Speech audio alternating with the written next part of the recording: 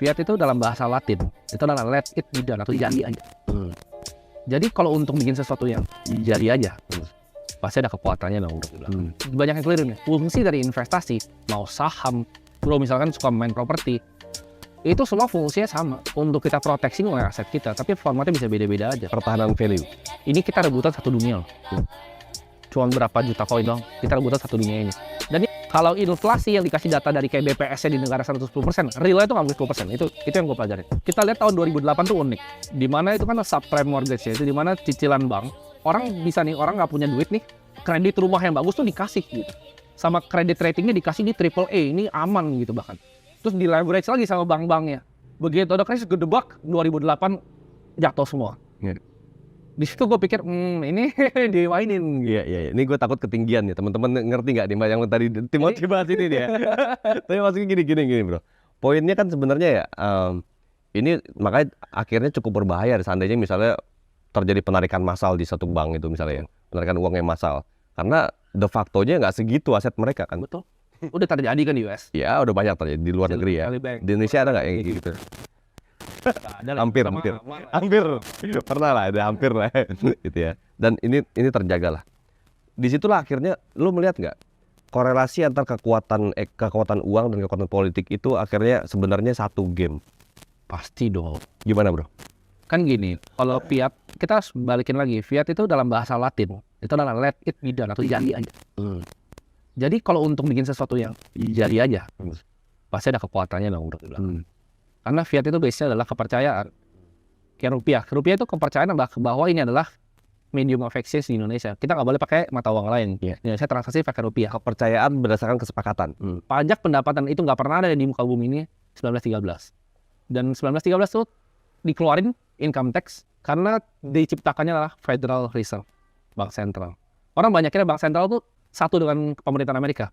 Enggak, itu entitas yang berbeda. Federal Reserve itu private dan itu nggak bisa diaudit secara dalam. Siapa yang mau ngaudit ya kan? Capek. Gue coba boleh bahas yang di Iya. Cukup sampai situ. Iya. Dan akhirnya lu memilih untuk bermain di dunia yang mungkin lebih baru lah dibanding teknologi keuangan yang udah ada secara konvensional ini. Ini udah cukup dianggap konvensional walaupun teorinya pun masih banyak berbagai macam pertentangan nih kan. Tapi sudah sangat konvensional lah. Orang menerapkan teori uang untuk tukar-menukar. Nah, akhirnya lu kenapa lu kepikiran akhirnya ke kripto? Karena sesimpel mulai kapan? Gue mulai di kripto itu tahun 2016 sebenarnya. Mulai lu pelajarinya? Gue mulai pelajarin dalam 2016. Waktu itu gue masih di SMP. Bangku SMP gue pelajarin SMP main kripto ya. Kurang ajar kan lu. Jadi gue pelajarin kayaknya duluan. kertas 9 lembar itu yang dikeluarin sama Satoshi Nakamoto kan.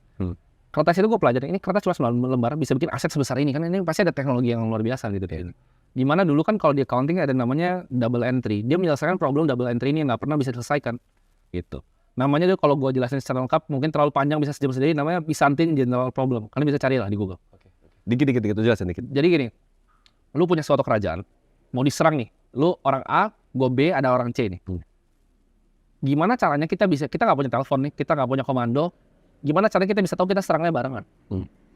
Ini nggak pernah bisa diselesaikan dari dulu. Jadi takutnya gini, si A serang, si B sama C kita nggak jadi dia mundur, mati semua dia si A. Sama si B sama A nyerang, C mundur, mati. Nah gimana cara bikin koordinasi jadi sama, itu sistem blockchain sebenarnya. Itu problem yang nggak bisa diselesaikan sama ilmuwan manapun di dunia sampai tahun 2008 itu keluar white papernya Bitcoin. Nah di situ gue mikir ini adalah Bitcoin dulu ya. Bitcoin ya. Ini adalah revolusi yang baru. Tapi sebenarnya kalau kita ngomong kan orang udah tahu fungsi dari sebuah investasi sebenarnya bukan untuk duitnya banyak. Sesimpel kita nggak tergerus sama invasi. Banyak yang keliru nih. Fungsi dari investasi mau saham, bro misalkan suka main properti, itu semua fungsinya sama untuk kita proteksi oleh aset kita, tapi formatnya bisa beda-beda aja. Pertahanan value. Tapi sekarang pertanyaannya gini, ini gue kasih pertanyaan, misalnya gue punya rumah nih, harganya dulu misalnya beli 100 juta, sekarang itu jadi 2 miliar. Apakah rumahnya tambah bagus?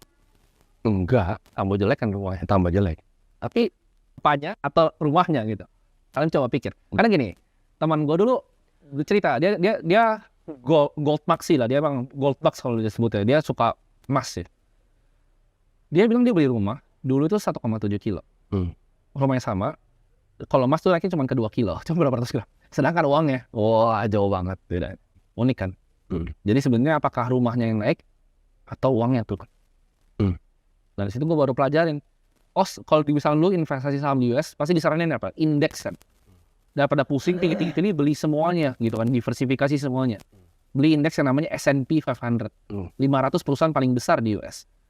Tapi kalau lu tracking pergerakan M2 money supply atau percetakan uang, sama itu sahamnya, sama pergerakannya. Jadi naiknya sama. Jadi sebenarnya kalau lu beli itu lu nggak naik apa-apa. Karena jumlah uang yang beredar itu sama. COVID ini mencetak 40% US dolar yang beredar. Dan USD itu kan dipakai untuk perdagangan semua negara. Kalau USD-nya dicetak 40%, gimana uang yang lain? Gitu. Ibaratnya simpelnya kayak gitu. Gue mikirin ini 40% dicetak loh pas COVID. Gue waktu itu 2016 belum masuk gede, gue masih kecil. Tapi di saat dicetak 40% gue perlu alternatif. Salah ini nih. Tapi lu jangan lupa bro, di dunia blockchain pun COVID, micin makin banyak. Oh iya. Koin-koin micin makin banyak kan akhirnya. Gue setuju. Layaknya seperti halnya kayak BTC dan Ethereum. Bitcoin dan Ethereum itu kan seperti kayak emasnya di dunia nyata gitu kan. Tapi micin banyak bro. Kalau ini gue nggak percaya dengan koin-koin micin. Kenapa? Karena gini, ini teori ekonomi pertama dari Teori koin micin apa dulu? Jelasin.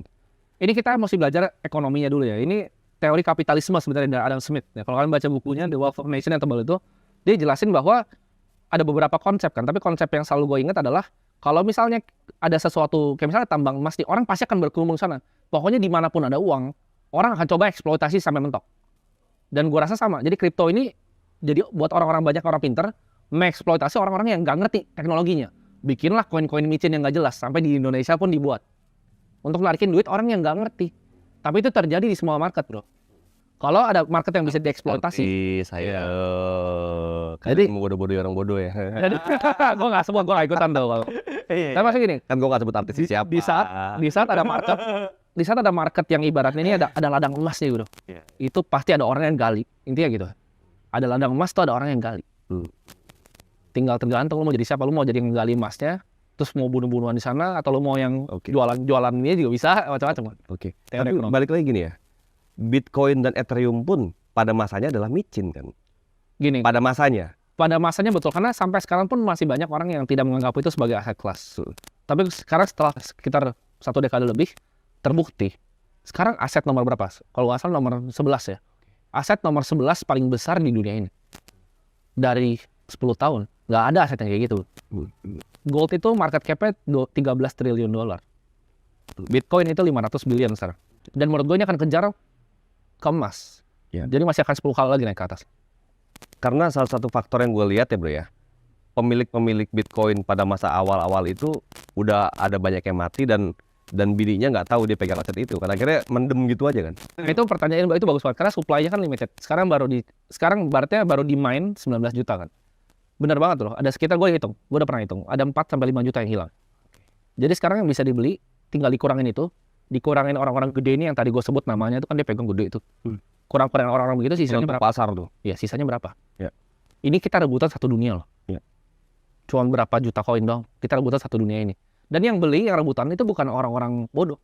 Kalau kita lihat bank-bank yang paling besar tuh, aset manajemen raksasa, Fidelity. Bahkan negara bro. Oh bahkan negara. Kalau udah tahu El Salvador, presidennya itu berjanji setiap hari akan beli Bitcoin dari kas negaranya, El Salvador. PBN-nya ya. Iya. Dan apa yang terjadi begitu si Nayib Bukele itu jadi maju jadi presiden kan, dia revolusi semuanya. Kan dulu El Salvador tuh negara kriminalitas paling tinggi. Sekarang itu lu lihat yang orangnya itu digotong semua keluar dari El Salvador, yang di borgol semua itu. Jadi bersih negaranya. Gitu. Jadi itu jadi legal tender, orang bisa transaksi pakai itu. Karena gini, kalau kita lihat ya negara-negara yang butuh Bitcoin, kalau Indonesia relatif kuat ekonominya. Karena kita tuh ibarat, kita tuh susah untuk susah negara. 2008 krisis kita aman-aman aja. Karena penduduk kita banyak, kita lempar biji dimanapun tumbuh jadi pohon, aman kita. Tapi buat negara seperti Argentina peso bro, tahun 2003, 1 peso tuh $3. Sekarang tahu nggak berapa? 220 lebih. Devaluasi berapa puluh kali. Jadi kalau jadi pengusaha di Argentina waktu itu, harus ngapain kita bingung kan? Apakah pegang fiat, apakah invest lagi di bisnis yang ngasilin uang lagi peso? Pesonya hilang semua. Sama kalau kalian ke Turki sekarang. Gua tantang kalian sekarang. Yang buat kalian punya duit buat travel, sekarang ini juga kalian ke Turki. Dan kalian lihat apa yang terjadi di sana. Setiap hari harga roti akan naik di sana. Gila nggak tuh? Inflasinya, waduh Turki tahun ini udah 61%. Argentina peso udah 102%. Ya. Indonesia baru 5. Kayak Zimbabwe kemarin tuh ya. Yes. Ya. Coba kalau kita ngomong politik, kita ngomong mungkin negara maju dulu. maju. Ottoman kan Ottoman Empire. Kita lihat zaman sekarang deh di Inggris. Siapa tuh Perdana Menteri yang baru maju langsung mundur lagi 40 hari. Kenapa? Bingung dia. Anjir, gue handle ini gimana caranya? Inflasi tinggi ini, orang udah pada nggak bisa bayar listrik. Jadi di Inggris ya waktu itu sempat udah dibakar-bakar tuh. Jadi orang punya bill listrik tuh udah dibakarnya di tong sampah. Udah nggak mau bayar, bodo amat, matiin aja. Karena inflasi udah 10%. Kalau inflasi yang dikasih data dari kayak BPS di negara 110%, realnya itu nggak mungkin 10%. Itu yang gue pelajarin. Jadi kalau Indo kasih 5, itu kaliin 2 lah. Realnya itu sekitar mungkin 10 sampai 15 cost of capital.